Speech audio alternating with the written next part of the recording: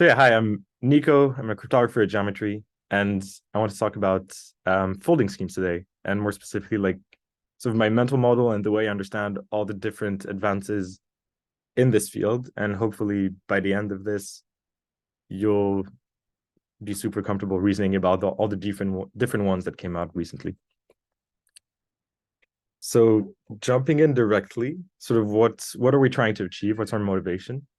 And it's what we call IVC. So if you imagine like this very long computation, um, broken down into like n steps of the same transition function f.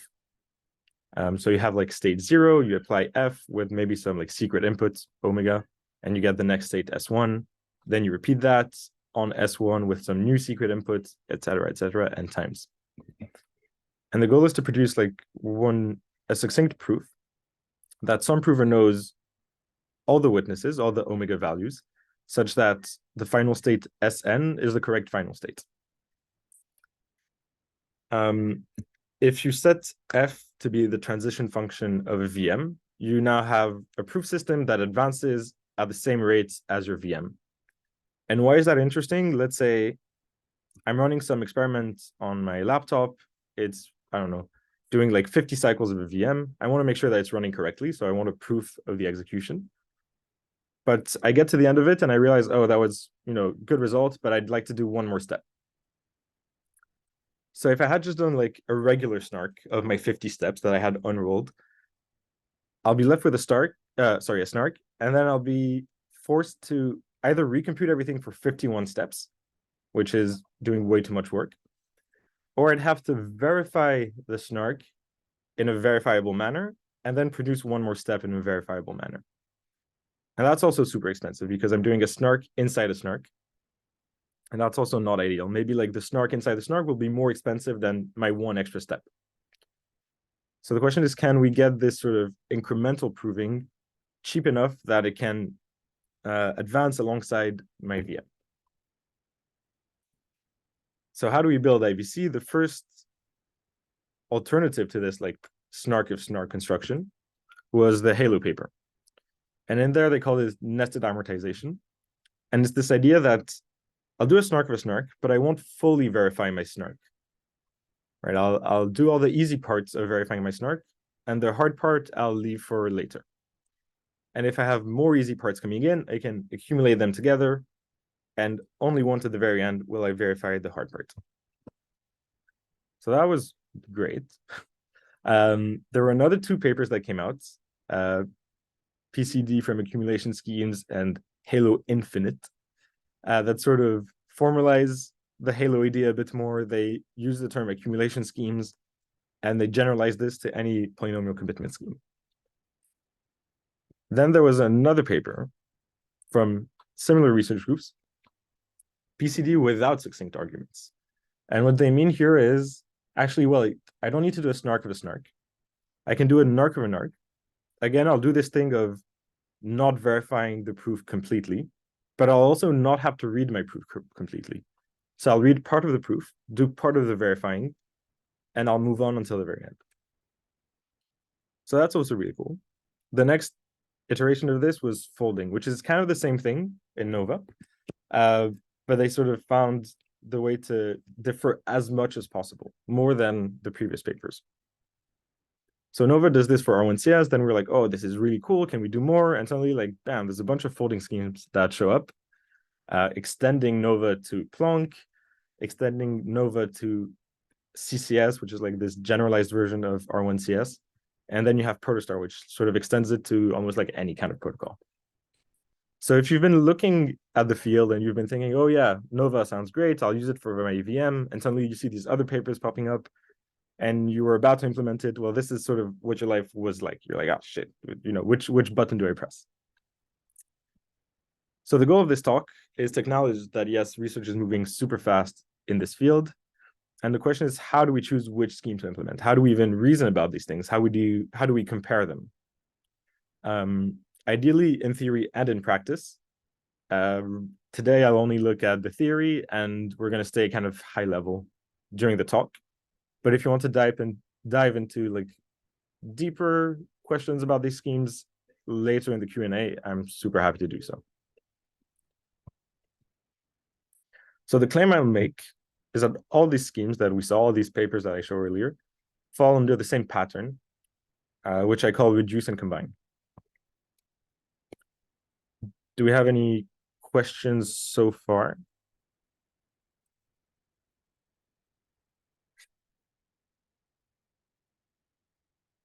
No questions. Cool. So part one will be finding the pattern. So we'll start with Halo 2, which hopefully scroll axiom, you should be a bit familiar with Halo 2. So it's a proof system for Plonkish circuits. So you prove statements of the form, I know witness W, such that my Plonkish circuit is satisfied. And what that looks like, it's kind of this Sudoku-like table where some values are filled in as the selectors, some values are filled in by the verifier, and then the prover has to fill in the rest of the values. And there are a few rules to how you can fill up the Sudoku. There are copy constraints, so some squares have to be equal. There's a row equation that applies to each row of the Sudoku, and there's a lookup. So some parts of the grid have to appear somewhere else in the grid. So how does the Halo 2 accumulation scheme work? You first have the prover and verifier interacting. They do most of the Halo 2 arguments. And here I'm using the numbering from the Zcash documentation. So you'll do most of the rounds of interaction. You'll get to the phase where you have to open polynomials, and you'll only do part of that. So you'll be left with a polynomial commitment opening proof, or like a partially verified proof. And then what you can do is take, oh, sorry, this sort of says what I was saying now. To give you a bit more insight into what's happening in this protocol, the prover will compute this ground product argument. It will compute this quotient. So this will require some FETs because you're doing polynomial division. It will require some MSMs because you're doing polynomial commitments. On the other hand, the verifier produces random challenges. And we take combinations of commitments, we check some evaluations, and we do one tiny phase of the IPA opening. So if you have another proof, you can sort of batch them into a single proof. And that's kind of the core of the Halo 2 accumulation scheme. So we start from Plonkish, we move into opening proofs, and we can batch our opening proofs into single opening proofs. Here I'm showing it just for like 2 proofs coming in, but you could have more than 2. Cool. So that's sort of like our baseline. Let's look at the next paper and see how this sort of works. So BCLMS 21 is the PCD without succinct arguments paper that I showed earlier. And it's for R1CS. So similar to what we saw for Plonkish, I know a witness such that the R1CS circuit is satisfied. And R1CS is this matrix equation where your circuit is defined by the matrices A, B, and C. And you say, okay, I create this Z vector from the instance and the witness, so the public inputs and the private inputs. And they have to satisfy this matrix equation down here. Cool. The protocol that they use in the paper is an arg, which is almost trivial. So it's an arg because it's not succinct. And if you look here at the arrow, we're sending the witness. So it's not ZK either. Later on in the paper, they make it zero knowledge. And how does this work? Well, the prover computes Z, as you'd expect. So this is their concatenation symbol. The prover computes the matrix vector products, AZ, BZ, CZ, and it commits to each of them. Sends over the commitments and the witness. So you can see already this proof has a short part, all the commitments, and a long part, the witness. What the verifier does, using the witness, reconstructs Z, computes the matrix vector products. So these are the expensive parts of the verifier. And it's going to check some commitment openings. It checks A, B, and C against the respective vectors. And it also checks that C opens correctly with the Hadamard product of ZA and ZB. So effectively, by checking C twice, you're enforcing the R1CS relation. So what they've done is actually you take R1CS, you do some of your narc, and you end up with a new claim saying like, okay, I know openings to the commitments CA, CB, and CC, and CC is a commitment to the Hadamard products of the vectors ZA and ZB. Cool. So if I rewrite this as just Hadamard product vector commitments, just for clarity, they then have a protocol that takes another similar claim about other vectors. And they have what they call the split accumulation scheme, where it creates sort of a batched Hadamard product claim. So this claim here at the end will only be valid if the two incoming claims were valid, and it's the same size as the two incoming claims. Cool. So hopefully you can sort of see where I'm getting at here. We have the same sort of shape appearing again. Let's quickly look at Nova, just to convince ourselves that this is not a coincidence. What does Nova do? And hopefully some people here are familiar. The idea of Nova is a folding scheme. So Nova works for what they call relaxed R1CS. So a slightly different version of R1CS. It takes two versions of it, like two instance witness pairs, and combines them into a third one, such that if you know this witness V3, it must have been the case that you knew the witnesses V1 and V2. So at this point, you're probably thinking, okay, got you, man. The pattern isn't here anymore. Where's this first part that you had before? It's sort of implicitly there in Nova's IVC construction. So not the folding scheme construction, but the way they use the folding scheme. And the way they use it is actually you take a real R1CS, a normal R1CS, and you relax it. So what does relaxation mean? It means you provide a commitment to the witness, and you provide this error vector and this relaxation factor. But in this case, because we've started from a normal R1CS, we know that the error will be 0, and that the relaxation factor is 1. We scale it by nothing. So once again, we have this pattern that shows up. Finally, Sangria is just the same as Nova, but for Plonk. So we take a normal Plonk, we relax it, get to relaxed Plonk, and we again have a folding scheme. So I think now we're ready to kind of tackle the pattern here, reduce and combine.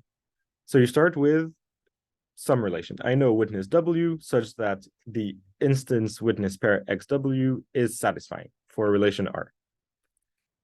And then you have some kind of protocol between a prover and a verifier, which I'll call the reduce phase, because you go from knowing a witness for R to knowing a witness slightly different for slightly different relation.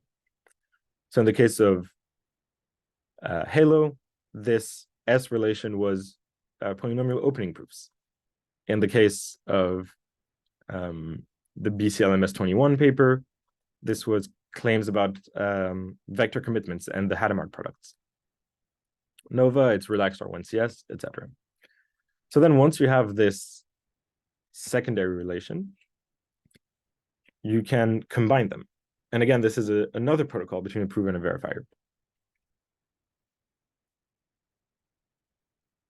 The important part here is your choice of R and your choice of S.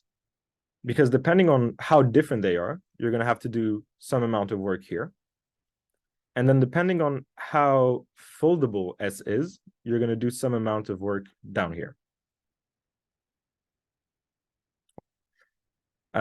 Just to go back to our initial question of IVC, what happens at the IVC if I have to do a proof of a proof? You will need at each step of the IVC to do the prover work, P and P prime. And you'll also need a circuit doing V and V prime. So we want to keep V and V prime as simple as possible. And obviously P and P prime we want to keep cheap, but it's okay-ish for P and P prime to do more work than V and V prime because they're not doing it inside the circuit. Cool. Do we have any questions at this stage?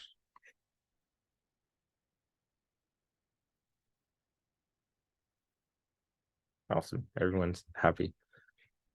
Cool. So now that we have this sort of framework, And now that we've said, okay, the choice of R and S is important, let's look at how these choices affect the costs of the examples that we had. So for Halo 2, you start from Plonkish or ultra Plonk, however you like to call it, and you have to reduce all the way down to polynomial opening proofs. This is actually a lot of work. Prover has to do a bunch of FFTs, a bunch of commitments. The verifier has to check a bunch of evaluations. You even have to do a bit of your inner product argument opening in the case of IPA. So the work here is logarithmic in the size of your circuit for the verifier. And the prover, I think, has, well, it has FFTs, so it's kind of n log n. Like, yeah, slightly bigger than linear. The combined work, on the other hand, is super cheap because your opening proofs are kind of degree 1 relations. So you can just take a random challenge and do proof 1 plus random times proof 2. And I think, so here partial opening proof should not be on this side. It was part of our reduce work. So this we can remove from here. BCLMS 21 has this R1CS reduction to Hadamard product. And how did they do it? Well, they had to commit to the matrix vector products. So the prover had to compute these matrix vector products and commit to them. The nice thing, on the other hand, is that the verifier had to do nothing. The verifier could just sit there, receive the commitments, and it's happy. On the other hand, the combined work is slightly bigger because this is a degree 2 relation. So you have a random linear combination again, but it's not as simple because it's a degree 2 relation. You have these cross terms that arise and that you have to account for. So the prover has to compute them, commit to them, send them to the verifier, who can then update the commitments, accounting for the error. Cool. Nova, and this is kind of like the big breakthrough of Nova, was this idea of reducing R1CS to relaxed R1CS, or more specifically, committed relaxed R1CS, where now the reduction is just committing to the witness. There's nothing else. And the verifier just does no work at all. So the work here is really minimum on the reduced side. The commit side, again, has the same thing as before, the combined side has the same thing as before, where we're combining a degree 2 relation. Therefore, we have this one cross term that we have to account for. It's not the end of the world, and that's why like Nova was so efficient, and it's actually, the verifier's work is constant. And it's kind of the smallest constant we've managed to get to.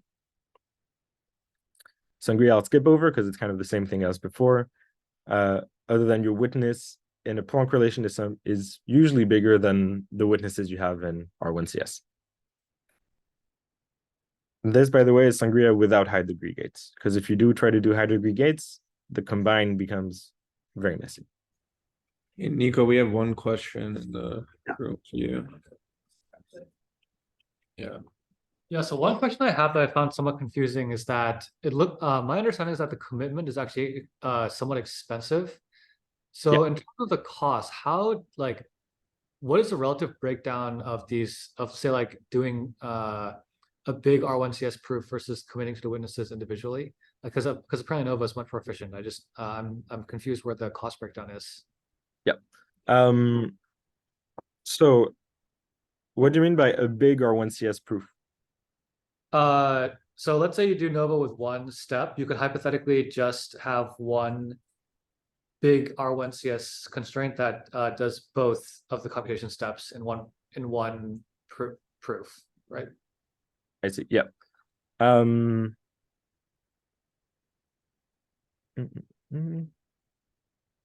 So as we've seen in like let me try to go back. In this is kind of like almost the simplest proving system you could have for R1CS. Like you just send in your witness. When you do this, your verifier does work that is linear in the witness because it has to read the witness and work with it. When you do something like this, the verifier only works with the commitments. So the verifier is constant. Oh, sorry. I meant for the prover. I agree that the verifier time is dramatically. Prover is going to do more work, for sure. I see. But my understanding was that Nova was still more efficient for the prover, according to the benchmarks I saw. So I'm just wondering where those speedups come from. So it depends. Okay. The prover gets to, it does two things, right? It accumulates. If we look at our IVC chart, sorry, I'm going to go all the way back. If you look at this, your prover will have to eventually prove n executions of f. It's also going to have to do the overhead of verifying the previous proof. If you want to do like this IVC thing. If you don't want to do IVC, you can scrap the overhead and you're going to do 50 proofs and that's it, you're done.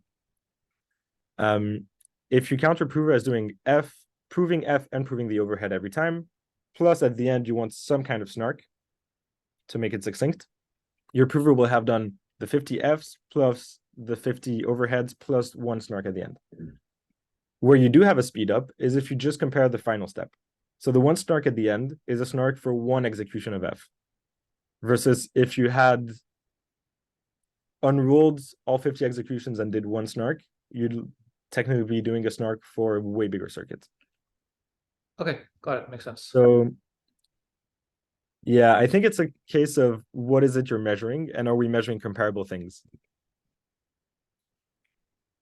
Cool, thank you. Yeah, hope that answers the question.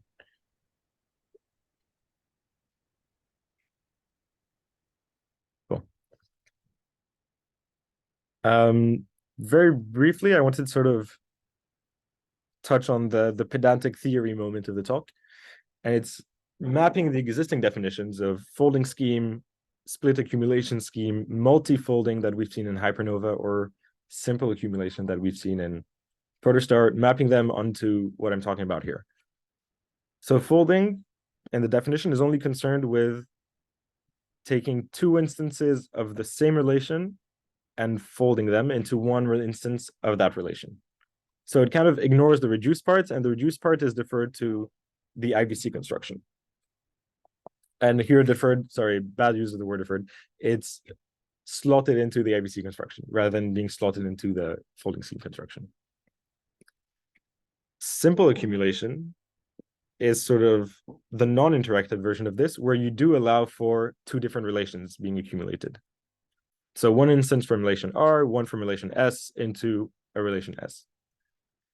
The original definitions, split accumulation was the same as simple accumulation, non-interactive as well, but for many to one. So many R's and many S into one S. And multifolding is the interactive version of many R's and many S into one S. Super pedantic. I don't think it's helpful. And I think we'd rather just say folding for everything. Hopefully this is something that we're going to see change soon and not have people redefine the same thing every time. Cool. With that, we can get into part 2, which I think is the more interesting part of the talk, which is looking at the most recent ones, kind of the ones that are considered state-of-the-art, which is Hypernova and Protostar. Again, feel free to interrupt anytime for questions. So Hypernova, before we get into it, small detour by CCS, so the customizable constraint system, and Super Spartan, which is a proof system for CCS. So here I have this R1CS instance. We'll start with that as a simpler example. And I've sort of have a little diagram of it. So these square things are the matrices A, B, and C. The white column is the Z vector, and we have this matrix equation. Cool. So Spartan is a prover that uses 2 layers of sum checks to prove R1CS. So the first layer is a 0 check. It says, all right, I know these quantities A, B, and C, such that if I apply the same structure as we had in R1CS, so this Hadamard product and this minus, I'll get a 0 vector. So now the question is, what are these quantities A, B, C? Where do they come from? Sum check again. And these are what we call lin checks, or checks for matrix vector products. So this sum check, these are actually like 3 sum checks done in parallel, and they will show that this matrix vector product is actually the A vector, BZ is actually B, and CZ is actually C. Cool. Questions on Spartan? Because we're going to need this for the next slides.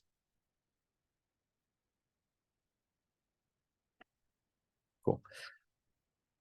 So now if we say, okay, if we look at this R1CS, we have one matrix vector product. Sorry, we have one Hadamard product of these matrix vector products. And we have, this is also kind of a product, but with nothing, and a coefficient of -1. So we can actually generalize this to CCS. And this is sort of what the CCS paper says. So bottom right corner, I have the equation from the paper. They say we have a Hadamard product of matrix vector products, and then we can take a weighted sum of these products. So I wrote out an example here. Hopefully it's not too confusing. We have here M1 times M2 times M2 is our first group of Hadamard products, and it's represented down here. Then we have M3Z, so a Hadamard product of just one matrix. Then M4, M2, these guys again. I just took like some random values. And again, -3 times these products, just to show that we can throw in coefficients if we want. At the end, when you collapse every matrix vector product, you once again have a vector equation, and you want to show that this vector is the zero vector. And so, unsurprisingly, Super Spartan is also a two-layered sum check proof for CCS. How does it work? Same pattern as before. We'll start with a zero check on these vector quantities, which follow the same pattern of product, then weighted sum. And the zero check will tell us that the resulting vector from all this is the zero vector. And then we have a second layer of sum check, again, checking our matrix vector products. So for each mi times z, it's the small quantity mi. So hopefully you can see what I'm angling at here. It's that we have a reduction. We have our reduced step. So we start from, I know a witness such that my CCS circuit is satisfied. And when I apply the first layer of sum check, I now have a statement of the form, I know a witness such that I can construct the vector z, and the mi's times z amounts to these small mi quantities that we used in the sum check. This is a degree 1 relation. So degree 1 linear means easy to take random linear combinations of. So guess what? This is what they call linearized CCS, almost. Bit of hand waving here. So it's not exactly the sum check one that we do. There's a few extra things that need to happen there. But overall, the idea is we use the first sum check to reduce to linearized CCS. So this is how they write it in the paper, linearized committed CCS. And we can take two linearized committed CCS instance witness pairs and create a new one by a simple random linear combination.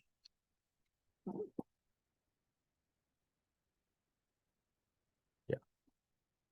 So the idea here being there's more reduced work going on, but there's fewer combined work.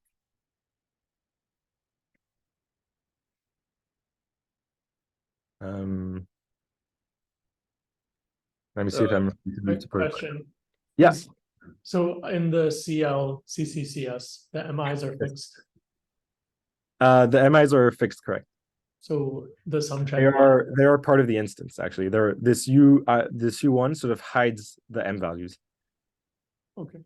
So in the whatever the sum check one step, there's an interaction where MI is chosen by the prover. Yes, the prover claims MI, and the verifier believes it and says, okay, I'll put these MI as part of my instance. Okay. And if you didn't actually know what vector created those MIs, well, you're never going to be able to prove it. Okay. So yeah, it's kind of a trust but verify approach. Like, we trust you for now, but later on when I'll do the second sum check, you better know the witnesses that actually created these M values. Okay, that sounds good. Cool. Yeah, that's it for Hypernova, actually. And nicely fits into our reduce and combine idea. The other nice thing that we've sort of extrapolated from here is that you can take your IOP, your protocol, and sort of stop it early, stop it at a point where you're happy that you can fold that relation, and then do a combined step. Protostar also works on that idea, but goes even more generic. So it says like, all right, we're going to look at relations which are the form, I know W, some witness, such that a function of the instance and the witness equals 0.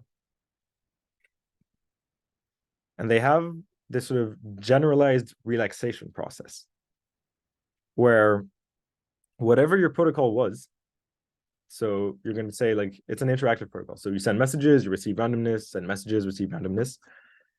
The generalized relaxation is to say, all right, I know witness, I know all the messages MI and the challenges that arise from that, such that a bunch of commitments that I give you, CIs, are the commitments to the message. And this relaxed verifier equation is satisfied. Notice that, so the relaxed verifier equation is derived from F in a deterministic way. It's enforced by the verifier that we actually relaxed correctly. It takes in the instance as before, but now it also takes in the messages, the randomness, the scaling factor mu, and it doesn't sum up to 0, it sums up to E, some error.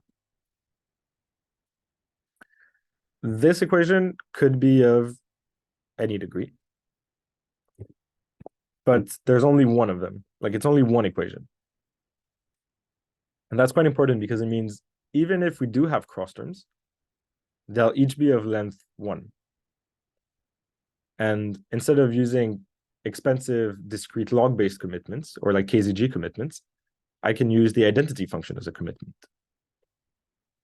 Why does that work? Well, if I say I pick a number to be 5, I send you 5, so the identity function as my commitment. Later on, when I want to reveal my value, I have no choice but to send you 5 again. So hopefully, yeah, that sort of shows like, yeah, the identity function is the ultimate binding commitment. Like, you'll never get a collision there. So the idea is, once again, we do a random linear combination with these error terms if they arise, but because they're of length 1, they're not so expensive as they were in things like Sangria.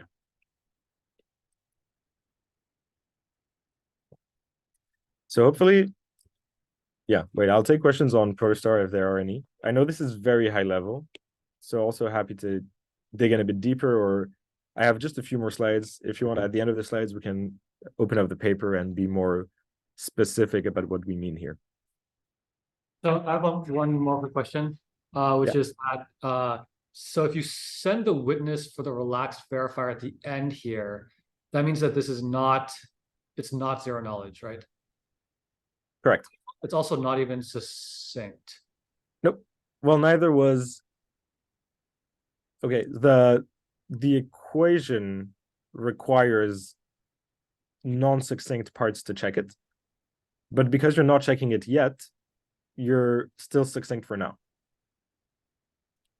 Oh, okay. So to make this succinct, you need your final step to produce a succinct proof. Is that right?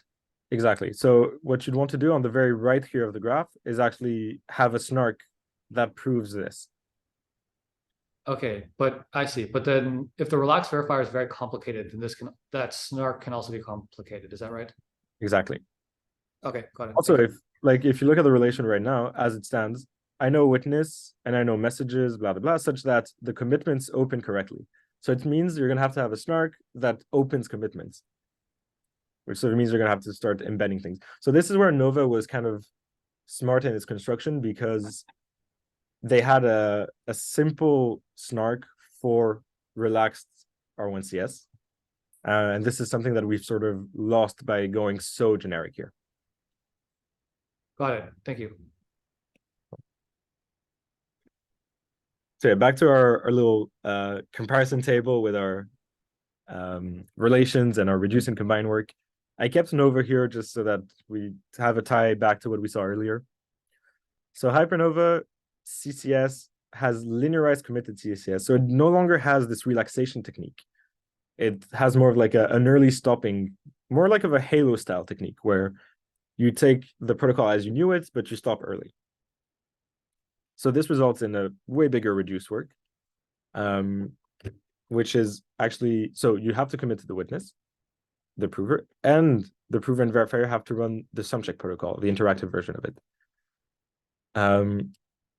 The sumcheck protocol has an interesting cost profile because it doesn't involve what they've been calling cryptographic operations. So it's only field operations.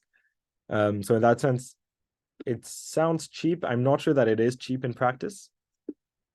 And this is where I guess the theory discussion we're having here is lacking, and implementation will tell us, is whether or not this reduced step is as cheap as they claim. But the combined step is for sure super cheap because it's just a random linear combination. You don't worry about cross terms. It's just super simple. Challenge A plus challenge times B, and you're done. Protostar, any algebraic relation, you have to commit to each of the messages. Sorry, the S relation is checking that you have commitments, that the commitments correspond to the messages that were sent in the protocol, and that the compressed verify equation is satisfied. So this is what you'd have to snark. And this is what could be super expensive. The reduce work is sort of a hybrid of relaxation and running your protocol. Because you do run your protocol and you do produce all the messages of the protocol and you do have to commit to them. But the verifiers part of that protocol is just producing random challenges. So that's just calling a hash function, which is, with today's circuit-friendly hashes, pretty cheap to do in a circuit. The combined work is where they got very smart, and where even though they have a high degree equation to combine, because it's just a single equation rather than like sort of a whole system of equations, each cross term is just a single element. And so you no longer need to commit to the cross terms as you had here in Nova, like commit to the error term. You can just compute. And that's sort of where this discussion stops for me. I hope that this mental model is helpful in understanding these schemes. So this idea of reduce and combine, it's also a way of kind of coming up with your own schemes. If you take an IOP that you like, you can sift through it, find a point where you can combine nicely and run a combine. There seems to be a trade-off between how much work you do in reduction and how easy it is to fold the resulting relation. I say seems to be because the trick that Protostar found seems to break down that trade-off, or at least partly break it. So maybe there's some more exploration to be done here. Maybe there's more tricks that we're not aware of. Also, maybe reduce and combine is not the only way to do it. Maybe there's sort of a built-in reduce combine like in one block. I don't know. Maybe there's something else. And the last thing I wanted to mention, which I've mentioned already before, is like super pedantic to have a bunch of different definitions for what is ultimately the same kind of schemes. Because right now we have 4 definitions for, is it interactive or not? Is it many to one or not? I don't believe that's helpful. I think let's just say folding for everything. And let me flash a few references for you and go back to the conclusion, and happy to take questions. I can start with the question. So the puzzle that I have in mind is say when you do dynamic folding, meaning that you're trying to fold different circuits. Let's say your application of using it for VM. Say you have some cheap opcode, say add the arithmetic code, and you have some expensive ones, say the EVM precompiles. Then the current framework so far that I understand is that your add code, your add circuit needs to be as deep as say pairing precompiled circuit. right? Because you will need all the circuits to be of the same depth, although you can have different shape of the circuit. And then the trouble that I have is say, I mean, at least for the EVM case here, that means originally we just need maybe one constraint to do an add. Now we need to do a as expensive constraint as a pairing check for the add. So how does this balance? I mean, I guess my point is like if we take this into consideration, would folding still be better than doing it like brute force in a brute force fashion? Yeah. So I understand it in the same way, definitely in the case of Protostar, that each step will be as expensive as your biggest circuit. Yeah. I'm not sure that's the case with Supernova, but I'll probably eat my words. And I remember being very confused and asking Srinath a few times and never being sure. So let's do that assumption for now. Okay. And so the thing you're doing is rather than having like one circuit that does all the opcodes for the EVM and paying for a circuit that's sort of the sum of all circuits for every opcode, you just pay for your biggest one every time. Yes. So I guess that should be some kind of saving in computation.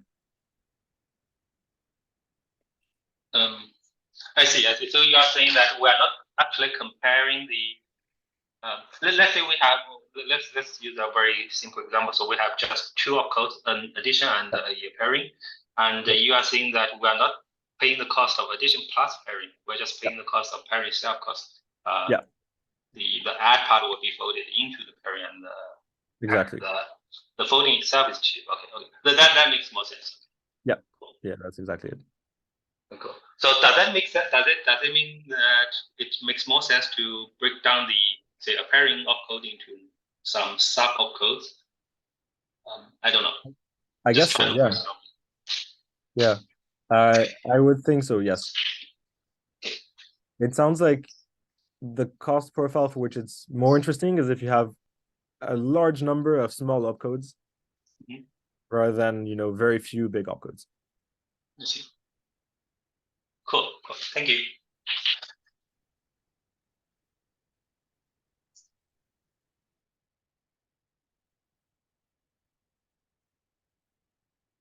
No one else. Yeah, go for it.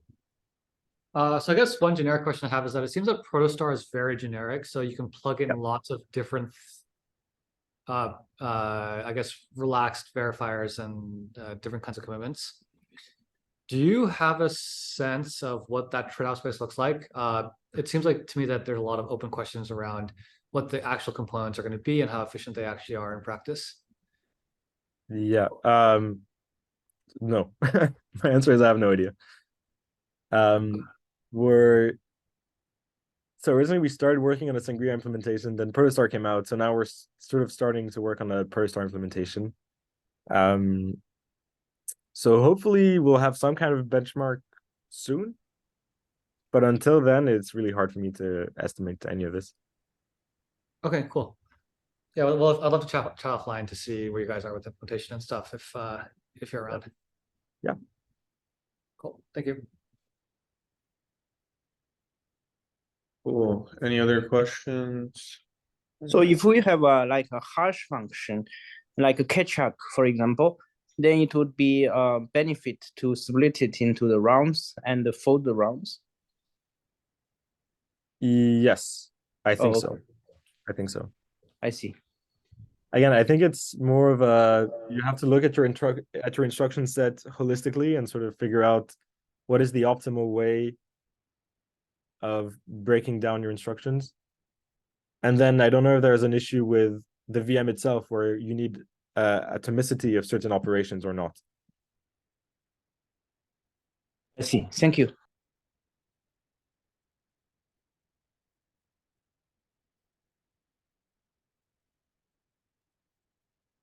All right, last call for questions for Nico.